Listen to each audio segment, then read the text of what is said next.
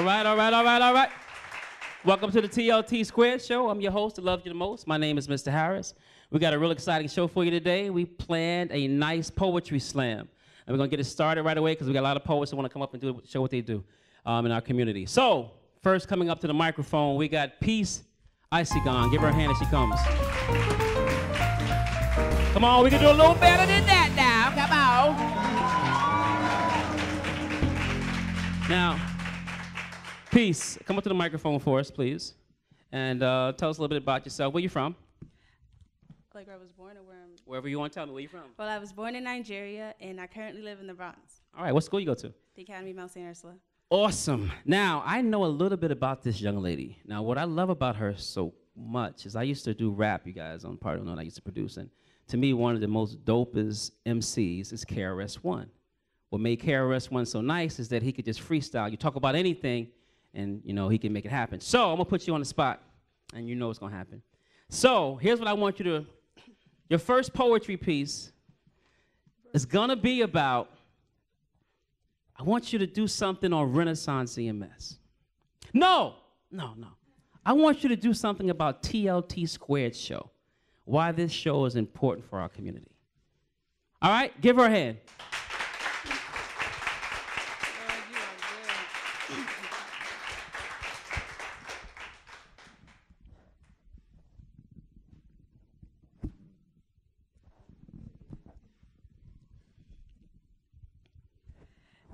If I was a teen raised by TV, what I would see is nothing more than profanity, sexual perversion, and more things that would probably cause me to be stunted, as in my growth would be stunted. That means I probably wouldn't have the chance to grow more than a few inches or feet. That means I had already been decided for. That means I am already prepared for defeat. If I was to be raised by television and see what the world tells me daily, that means that there's no more for you could do for me. That means you could pray, you could sing, you could dance, but this is it. If I was raised by the television and my TV set was my prophecy, then there is no hope for me. Because at this point, it's a joke to me. Life is nothing but a ha, ha, ha, ha, ha, until you're behind bars.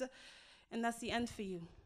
And that's all you've got. So here's a new show for you. I call it TLT Squared because here is a new chance for everyone to be there and see what life is like on the outside of the world. Not just so the other people that look the same could sit around and play dominoes or high five or play Uno or some other card game, but so that we could stand here and tell a story about our history and how it got us to our present so we understand fame, but not only fame, but the game that got us here, the pain that got us here, the whiplashes, chains, and cries and tears that got us here, the grandma prayers that got us here. I'm talking about a show that talks about my grandmother, my grandfather, godfather, godmother, uncle, aunt, sister, preacher. Here is the story of my history. So when you turn on the TV set, I want to promise you, no, I want to guarantee you another chance of breathing. Not just breathing some intoxicated, polluted New York City air, but some air that goes through your lungs, comes out through your heart, fills your organs and your arteries, your veins with something smart, so when you talk, they know that you was watching some TLT Squared. Thank you. Let's give Peace another hand. She leaves the stage. Oh, man. Let's keep the party going. All right. So next coming up, right around the corner, she's a neighbor. Her name is Shamia Hawkins. Let's give her a hand as she comes to the stage.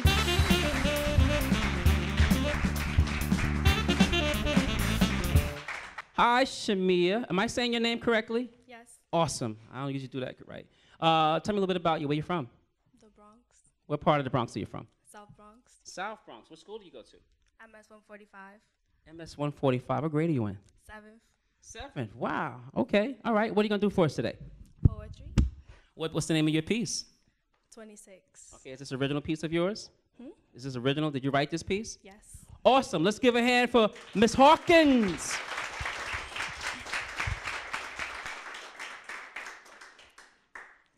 Why should the poor little children have to miss a merry little Christmas? Miss losing their tiny baby teeth and trying to catch the tooth fairy. Miss their teenage years. Adam Lanza and his couple of semiotic future killers ruined it all. Sobbing parents, confused and upset, full of anger. The ruby red, sapphire blue, and ginger brown birds sing the names of the victims. Charlotte, Daniel, Olivia, Joseph, and all like that. The harbor seals moaned the name of Victoria Soto, a heroic young woman who risked her life for her precious little first graders. If I could, I would bring them all back for Christmas. The simple fact that a single man would brutally murder 26 people, 20 being children and 6 adults, I still ask why. Thank you. All right, let's give it up for Shamora. Very, very good. Now, how long did it take you to memorize all of that? Probably 3 days. 3 days. You must be an A student. Yes. Because if you can memorize that, I know you can memorize science and math and social studies. I was really impressed by your performance. Give her a hand again. Thank you. She not only did poetry, she's up here singing, right? Riccolo, Riccolo. Fantastic. All right, next coming up, we have Jordan Rice. Come on up, Jordan. Where you at?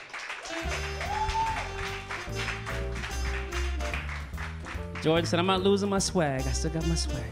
How you doing, man? Tell us a little bit about you. Where you from? This mic is yours. All right. I'm from the Bronx. You're from the Bronx. What school you go to?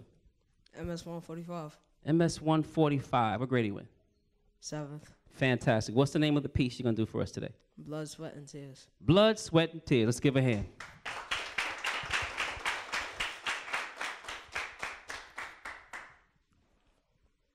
When I was young, my father left me. 10 years later, he came back.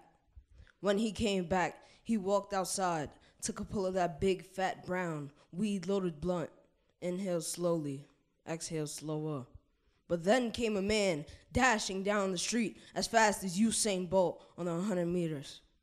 2 bullets came out of his USP 45. One hit my father's cold-blooded heart.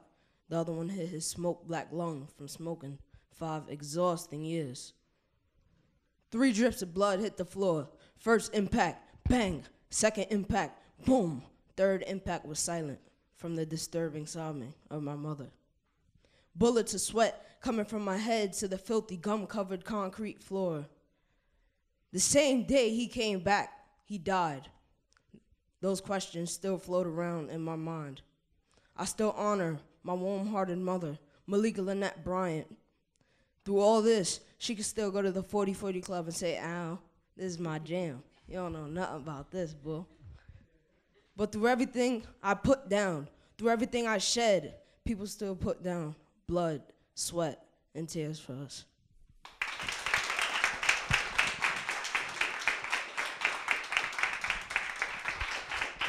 Good job, good job. What made you write that piece? Come back, talk to me for a little bit. What made you write that piece? I don't know. Yeah? Is that something that personally you was going through your life, something you was thinking about, somebody else you knew was going through that? Yeah. Okay, nice words. Give him a hand again.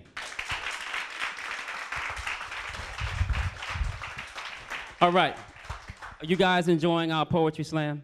Yeah. Awesome, awesome. Give yourselves a hand, we'll be right back with more from TLT Square Show.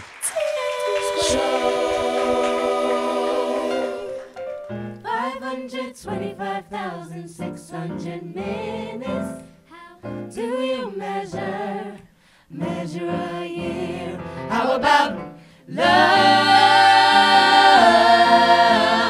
How about love? How about love? Measuring love. Seasons of love.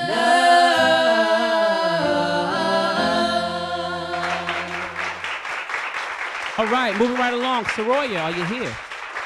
All right, give her a hand as she comes on up.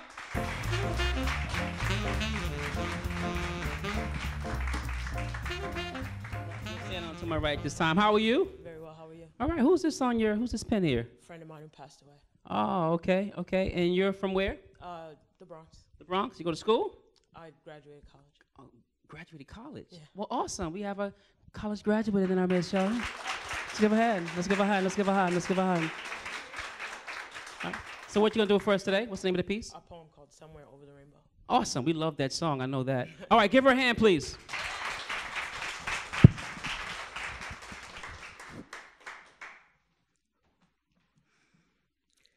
somewhere over the rainbow, I wrote this one for the colored boys who have considered suicide. Because it seems that our hardworking black men are invisible to everyone except the police, and since they are afraid to engage you, they'll just cage you, but then who is left to cradle the hearts of these little girls? Don't be ashamed, because you are not the only ones going down. You see, this world has been going downhill since they allowed them to take God out of schools and bring guns in. Sam Cooke got it wrong when he said a change was going to come, because we have to go get it. Young men, this world won't always be as warm as the womb, but remember where you come from, because that will lead you to where you belong. Remember that we are all created and equal in his image, and even though the gun-toting, weed-smoking brother looks cool in all his urban gear and iced-out chains, he isn't headed anywhere but a jail cell.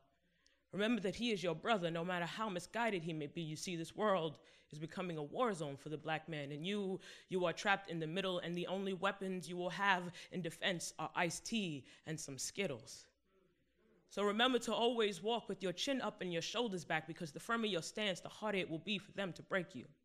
And never forget that you are a king. And for the queens, do not be ashamed to break the mold when you crack a smile. Little girl, your smile is beautiful. And I pray that if he breaks your heart, he has mercy on your smile, or else we'll have lost two of the most beautiful things in the world. Can you keep a secret? I know the key to getting over heartbreak. It's called breathing. And I pray that you rise each day with the strength of the sun. I hope the wind gusts guide you through your day, and I hope the evening stars lead you here. So maybe he's hurt you. Well, forgive him his trespasses, because he is a fool, but there is a man who will savor all of the broken pieces of you, and his name is God. And with every healing breath, you will grow closer to him. Your eyes, the color wonderful, your heart, that super bass. So many will be quick to tell you how sick your body is, but you need the one willing to love you back to health. So find him. But until then, I am here to teach you all what you need to know. I can teach you boys how to love a woman, and you girls how to be one. And if you ever need a thing, I pray to God that you would call to me, for I am the constant between what you want and what you need. And if the sky is the limit, then we should rejoice as it falls upon us, and dance in the rain until our legs become numb, so much so it feels we are floating. And when it stops, we'll have flown to somewhere over the rainbow.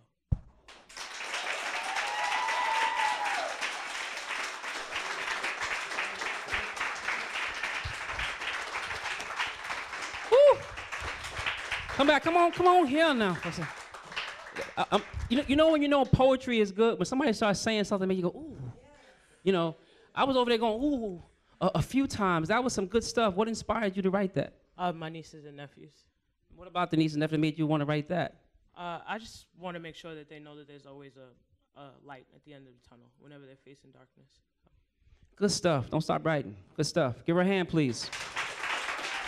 Let's keep the party going. I'm going to say this full name. This full name is Ashley A.J. Johnson. All right.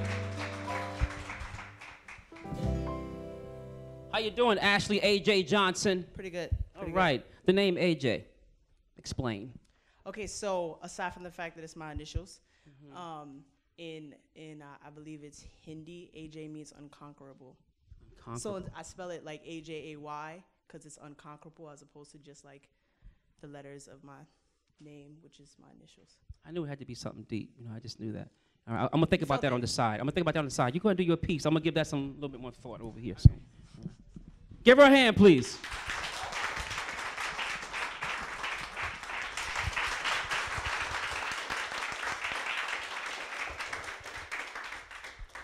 I spend my days trying to stay grounded, to root myself in arms that smell of a distant home and less like gunpowder, with a heartbeat like a landmine or a Congo drum. I can't sing America with the ghosts of my ancestors on my breath, tasting like someone's last goodbye. I know where I am, and I know where I come from. My tears like to play hide and seek with raindrops. Thunder cues my saltwater demons to rain dance with. God leaves me voicemail and there's splatters of heartbreak on pavement. After every storm, I'm stuck trying to decode this lineage he's left me, fighting for identity. Do you know how it feels to be beaten into submission by your own bloodlines, tangle and comb snap? I think the chupacabra is hiding in my naps. Cause my family conducts lightning in dos lenguas. Two titans of my household clash static electricity. My daddy's all about thunder traditions and tracing triangular trade routes to harvest intellect. My mother hides in her merengue memories, swimming in the Nile. She breaks thino thighs cause she's learned to lie with smoke signals so even God can see. I'm still trying to harness their power to entangle these noose knotted nerves. And every family reunion is something like a history lesson, that everyone can be the slave master at dinner. Someone's got to be the house Negro, but not abuela. She shines sun yellow, but her past is blacker than Panthers pistol pouncing in opposition. So she was made for the fields. I guess someone has to pick the cotton from damaged membranes and broken family bonds. We're all rib cage, chain shackled to our own ignorance won't let us embrace each other after all these years. They're still separated by a melanin language barrier.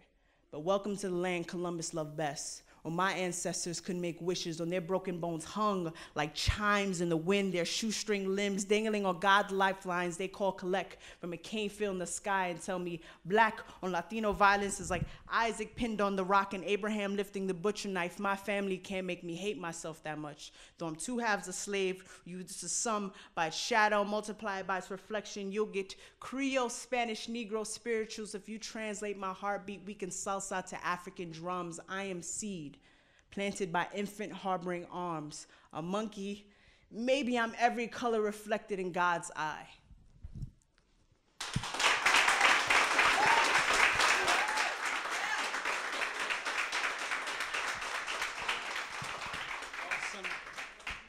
Awesome. Let's give her another hand. She was absolutely fantastic.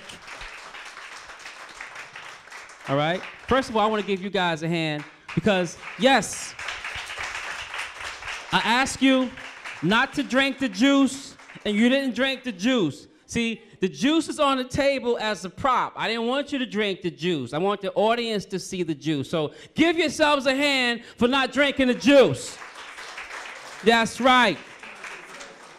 All right. Our next guest, his name is Silas Burgess III. He has a book out. We're going to talk about it. We'll be right back with TLT Squared.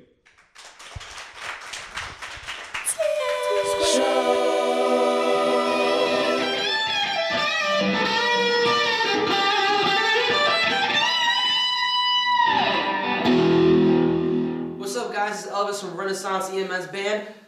Basically what I'm going to be covering today is how to do bends. A lot of guitar players love to do this, and you probably hear it a lot all the time. Basically it's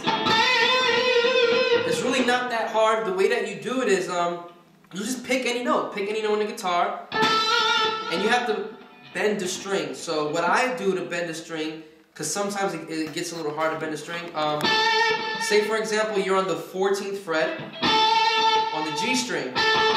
What I do is I put my index finger behind my middle finger. That's a dead note, so it doesn't matter, you're not going to hear it. And I use my index finger to help me bend the string up. So now I have two fingers. I have the note that I'm playing, and then my index finger, which is behind the note that I'm playing, on the same string, and I'm bending up. I'm bending up until I get this note, which is basically like you can go up a half step or a whole step. And you could just apply that to anything that you're playing, really. So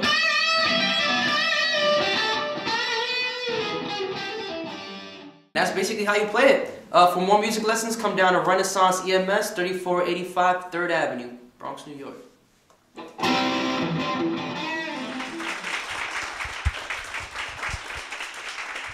All right.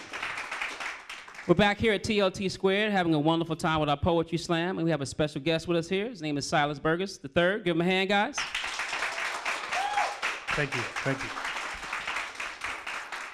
So before we talk a little bit about you, I know you're sitting on the side checking it out. What is your impression of our young people here today? Awesome.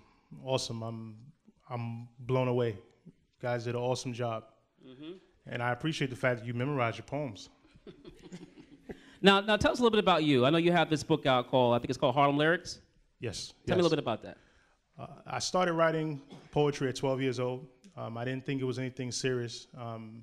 That's how it happens sometimes.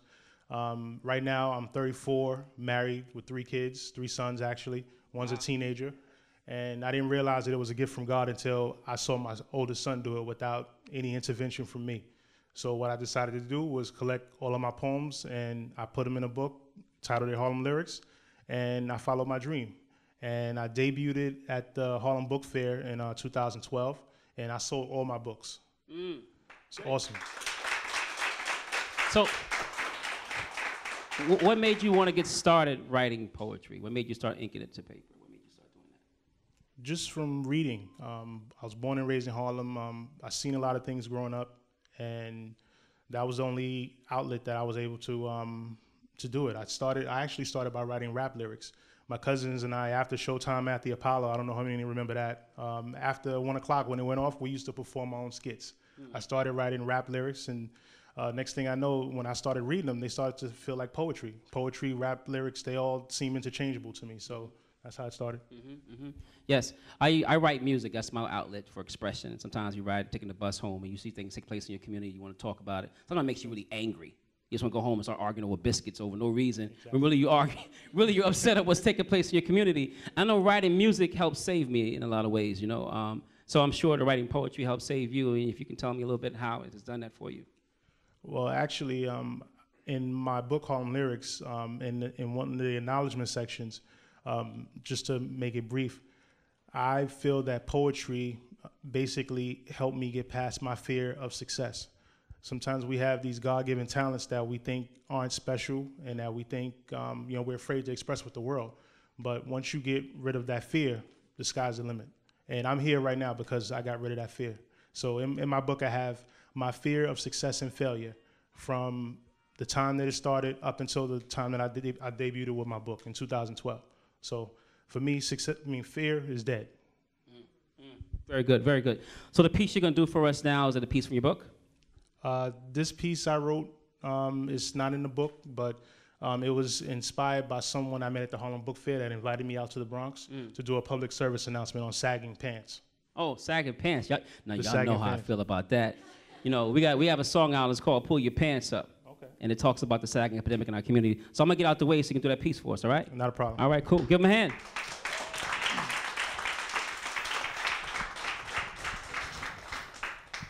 Since I still have my seat here, I'm gonna just sit down and have a little swag to it, you know?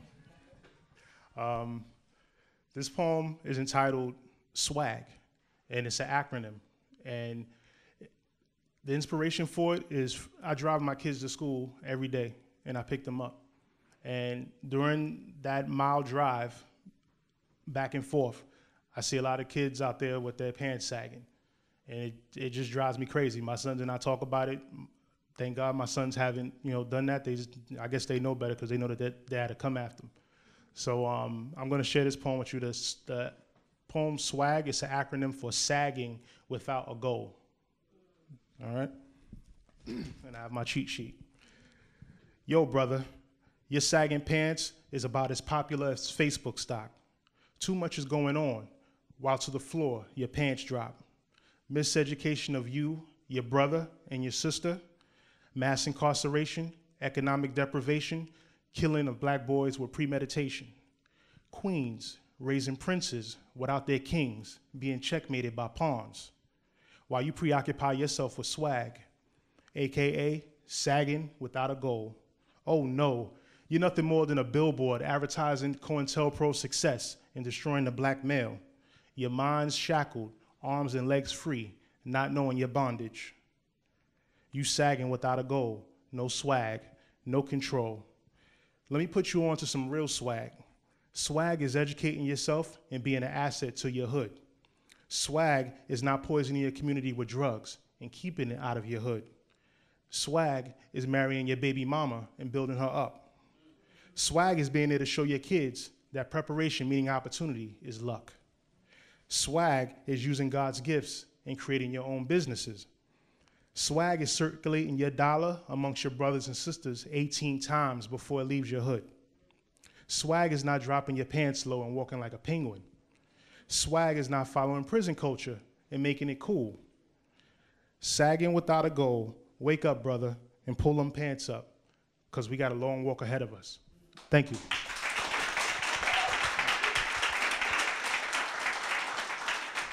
Good stuff. Good stuff. You said preparation. What was that line about preparation and success and luck? Preparation meaning opportunity. Preparation meaning opportunity. I was always told by my teachers at Cardinal Hayes High School in the Bronx that there is no such thing as luck. Luck is preparation meeting opportunity. Equals success. Yeah, I like that line a lot. We got to have you back because we're going to do a whole show on the sagging of the pants. I got some problems with the sagging of the pants. So do I. I'm with you. I don't get that. My whole thing, I can understand sometimes we get associated with some of the gang violence because you need to have that family value. You need a safe passage home. I can even understand that we get involved in alcoholics and drugs because some of us ain't but one paycheck or one situation away from insanity. But when we decide to sag our pants, there's just so many multiple issues with that I just don't. You can't run like you said. You look like a penguin, right? Po-po after you can't get away. There's nothing cute about it. And you know what? And I blame the ladies. Ladies, look at me. It's all your fault. Because if you told the fellas, if you pull your pants up, I'll hang out with you. You keep your pants sagging, you don't get none. Your fellas would pull them pants up. With the quickness. So it's all your fault, ladies. Listen, how can we get some more of your work? How can we, you have a website? You got something going on? Talk to me, man. You got to have a website. Yes, I have a Facebook page, Liberty Park Publishing. That's my company that I self-publish. If you can go to the page and like it. And right now, I'm still doing the hand-to-hand sales. All right, good enough, good enough. You got another piece for me? Absolutely. All right, give him a hand.